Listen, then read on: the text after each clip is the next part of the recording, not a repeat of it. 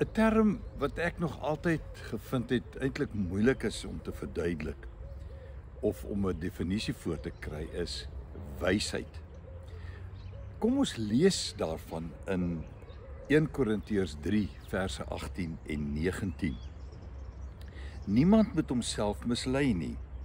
As een van julle dink dat hy volgens die maatstaf van hierdie wêreld 'n wyse man is, moet hy dwaas word, sodat hy werklik 'n wyse mens kan word.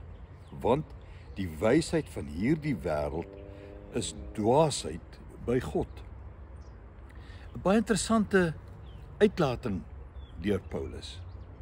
'n Wysheid van die wêreld en wysheid van God. Hier dink ek bedoel hy nie noodwendig dat die wysheid van die wêreld, die kennis, die insig wat ons in die algemeen rondom ons kry, as sodanig verwerplik is nie. Maar dit gaan hier oor wysheid van die wêreld teenoor die wysheid van God. Daar is met ander woorde 'n soort wysheid wat 'n mens kan mislei. En daarom waarsku hy dat ons nie moet laat mislei deur die wysheid van die wêreld nie.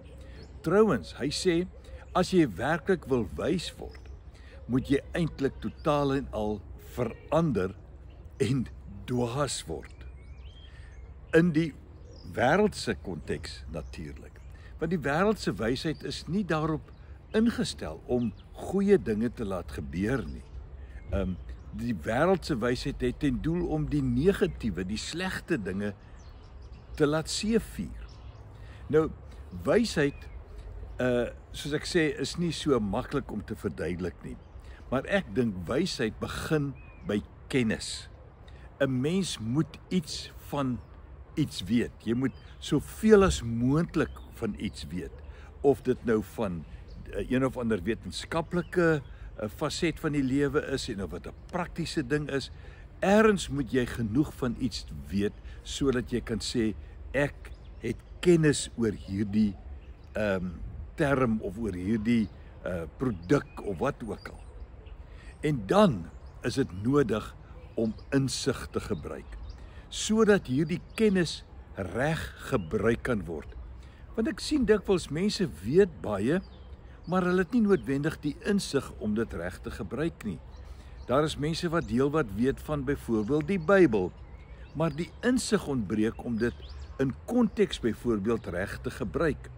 En ek glo dat wysheid is juis wanneer kennis met insig gebruik word. Wanneer jy voor 'n uitdaging staan om 'n besluit te neem, dan kom die kennis, maar dan moet dit met insig gebruik word.